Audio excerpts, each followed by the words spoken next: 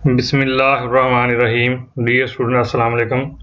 आज के लेक्चर के अंदर हम फिज़िक्स 11 के चैप्टर नंबर 1 मेजरमेंट के बकिया हिस्से के बहुत ही अहम MCQs जिनमें हमारे पास आज के टॉपिक हैं error and uncertainty, significant figures, dimensions and dimensional analysis को इंशाल्लाह एक्सप्लेन करेंगे।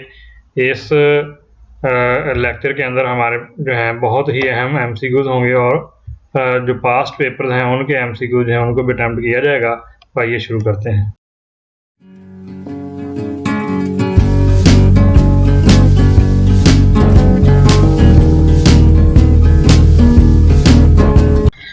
पहला हमारा MCQ आ रहा है दी एरर इन मेजरमेंट में अकर ड्यू टू, यानी एरर की वजह क्या हो सकती है। Error in measurement occur due to, error किस वजह से वाक़ई हो सकती है। तो यहाँ उसने पहले नंबर पर लिखा in experience of a person, number 2 है फॉल्टी ऑपरेटर्स, नंबर 3 है इन अप्रोप्रिएट मेथड। तो ये तीनों ही एरर की काज हैं, एरर की वजूहात हैं, लिहाजा हमारा इसका आंसर आएगा due to all reason in A, B and C, यानी ये तीनों ही हमारे आंसर का हिस्सा होंगे। यानी एरर में occur due to inexperience of a person, यानी किसी शख्स की ना तजर्बाकारी, फॉल्टी ऑपरेटर्स में नक्स और इन अप्रोप्रिएट मेथड, तीनों ही गलती की वजूहात हो सकती हैं। Number of significant figures with increasing accuracy of the measuring instrument, कहता है एक्यूरेसी इंक्रीज करने पर सिग्निफिकेंट फिगर पे क्या इफेक्ट होता है। एक्यूरेसी जो होती है किसी मेजरमेंट की, उसमें लीस्ट काउंट को हम कह सकते हैं लीस्ट काउंट ज़्यादा होने पर जो है कम होने पर जो एक्यूरेसी ज़्यादा हो जाएगी। जैसे जैसे लीस्ट काउंट जो है वो कम होता जाएगा तो नंबर ऑफ सिग्निफिकेंट फिगर ज़्यादा होते चले जाएंगे। तो हमारा आंसर होगा number of significant figure with increasing accuracy of the measuring instrument will increase. Which of the following measurement of the length is most precise, नीचे दी गई जो मेजरमेंट्स हैं इनमें से किस के अंदर जो लेंथ है वो ज़्यादा प्रिसाइज है। प्रिसीजन जो होती है ये डिपेंड करती है लीस्ट काउंट के ऊपर। जितना लीस्ट काउंट किसी इंस्ट्रूमेंट का कम होगा उतनी ही उसकी प्रिसीजन ज़्यादा होती जाएगी। तो यहाँ हमारा आंसर जो है वो डी ऑप्शन बनेगा। इसमें हमारे पास 5 सेंटीमीटर है, इसमें जस्ट कोई डेसिमल प्लेस नहीं है, इसमें 5.4 सेंटीमीटर है तो 1 डेसिमल प्लेस आ जाएगा। यहाँ 5.41 सेंटीमीटर है, 2 डेसिमल प्लेस हैं, और जो 5.412 सेंटीमीटर है इसके अंदर 3 डेसिमल प्लेसेस हैं। ये किस तरह होता है इसको ज़रा ऑब्ज़र्व कर लें। अगर हमारे पास जो लीस्ट काउंट है उसकी हम कीमत लेते हैं सिर्फ 1 सेंटीमीटर, ओनली 1 सेंटीमीटर लें, तो इट मीन कि यहाँ पर हमारे पास कोई डेसिमल प्लेस नहीं है।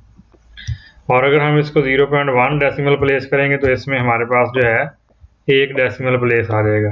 तो यानी इसकी प्रिसीजन बढ़ती जा रही है। और अगर हम 0.01 सेंटीमीटर कर दें तो हमारे पास और ज़्यादा प्रिसीजन हो जाएगी।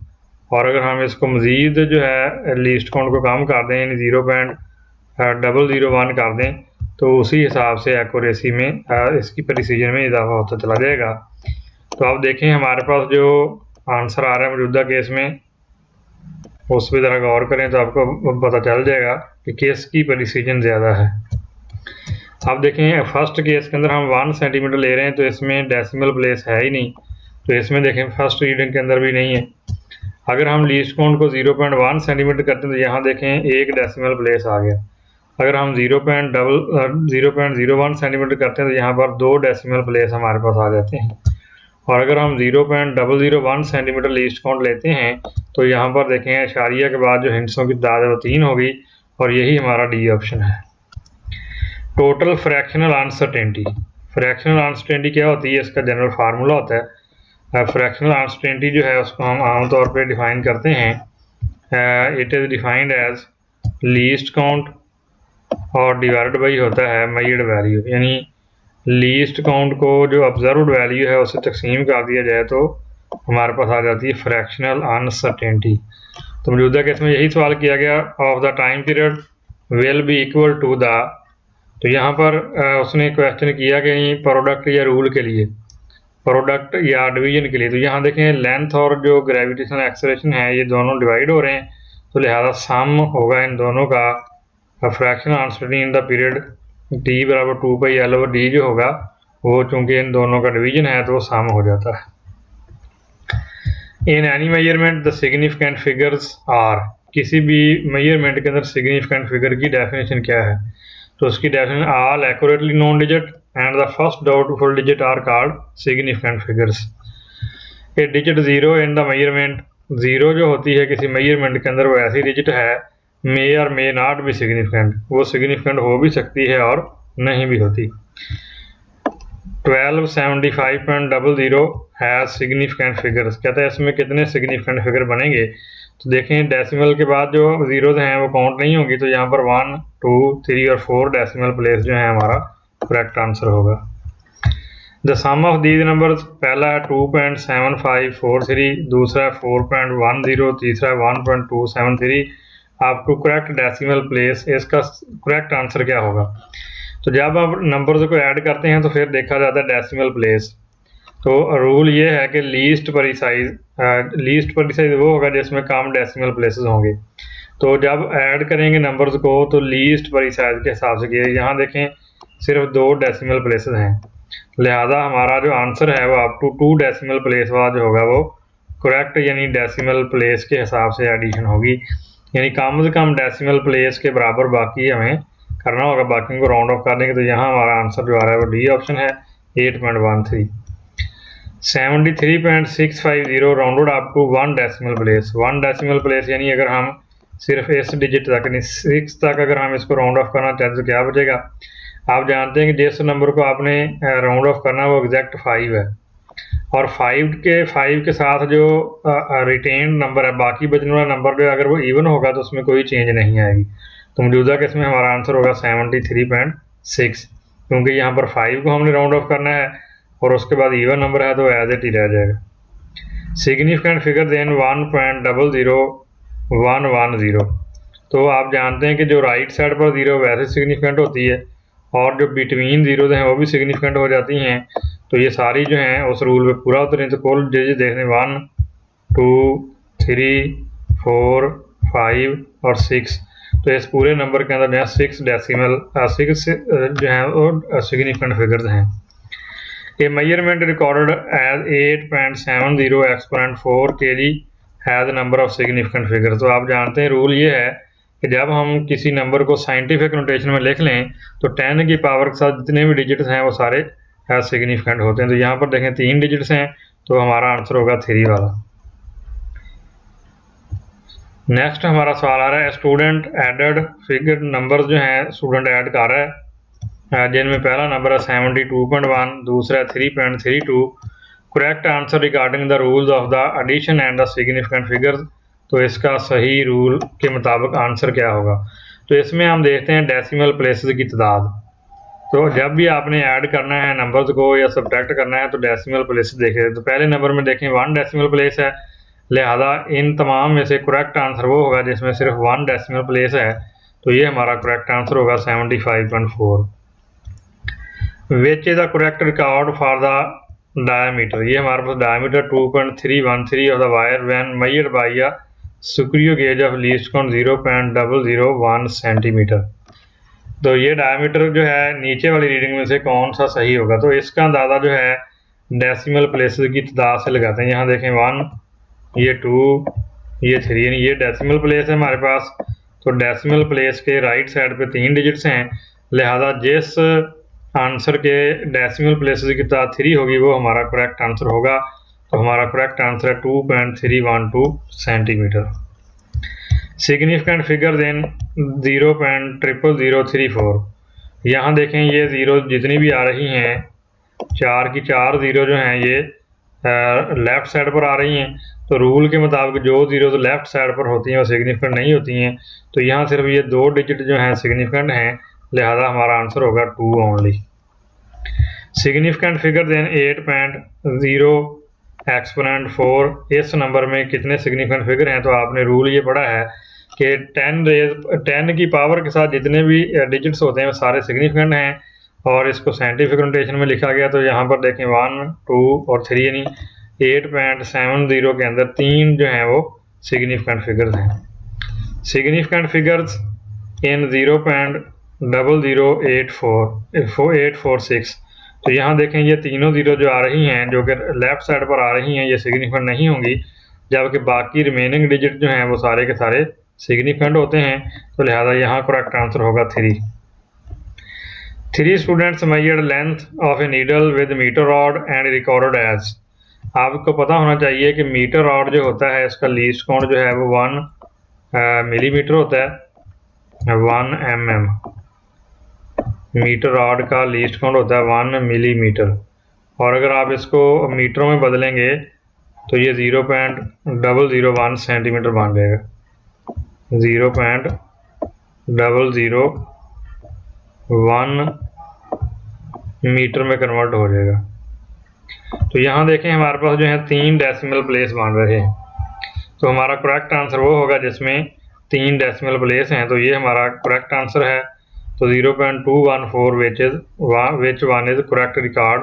तो ये हमारा करेक्ट आंसर होगा जिसमें 3 डेसिमल प्लेस होंगे।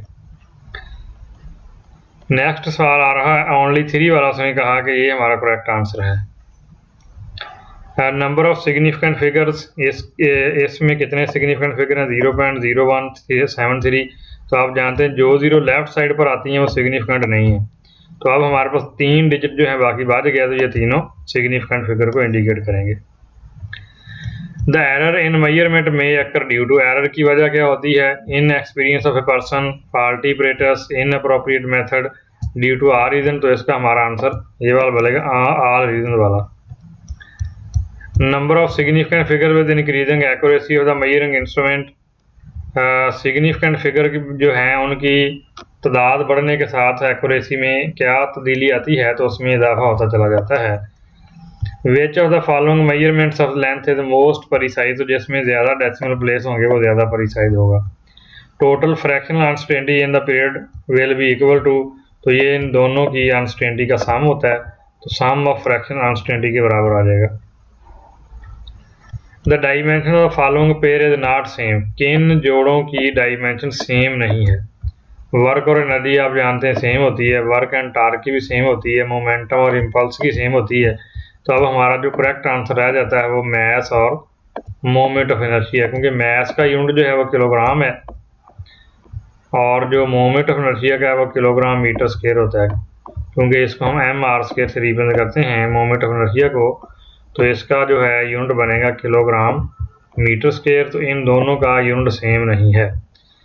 नेक्स्ट है the dimension of power is, power की डायमेंशन क्या होंगी? तो आप जानते हैं कि power is defined as rate of work done, P बराबर होता है W/T के। वर्क की डायमेंशन क्या होंगी? आप जानते हैं वर्क की डायमेंशन बनती हैं ml²T-2, यानी वर्क जो है ये बनता है ml के न्यूटन मीटर होता है, तो न्यूटन मीटर को सॉल्व करने पर बन जाएगा ml²T⁻⁻²। और नीचे टाइम की आ रही हैं, टाइम की डायमेंशन जो है वो जस्ट टी होंगी।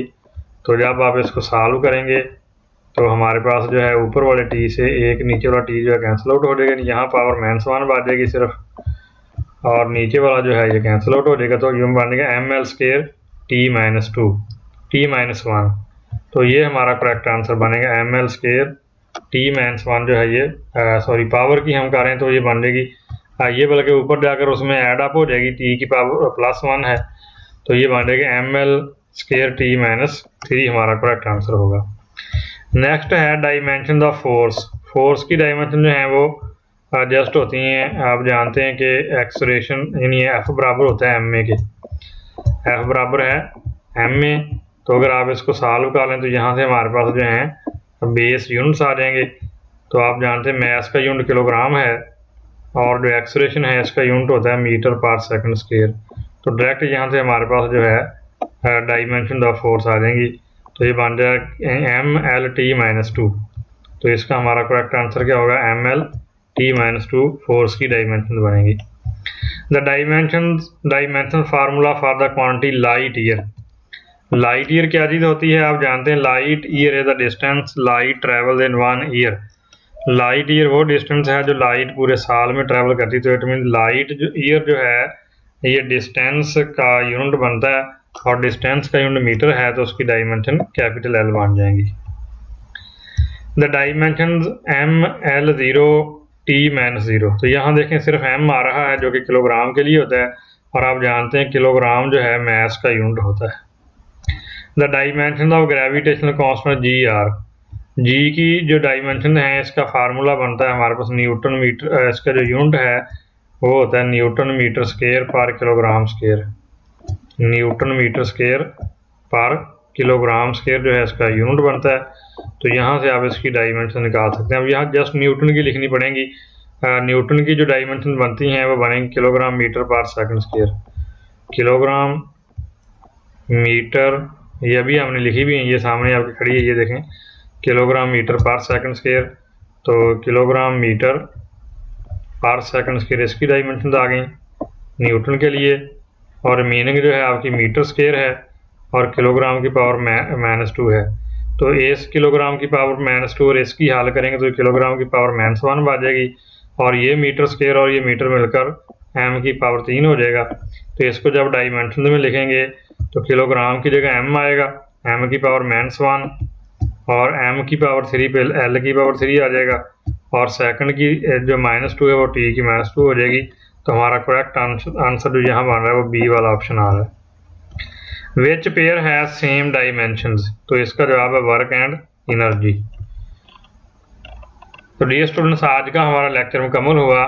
तो अगर आपको ये मेरा लेक्चर पसंद आया तो मेरे चैनल को सब्सक्राइब करें ताकि आने वाली नेक्स्ट वीडियो का लिंक आप तक पहुंच सके। अस्सलाम वालेकुम वरहमतुल्लाहि।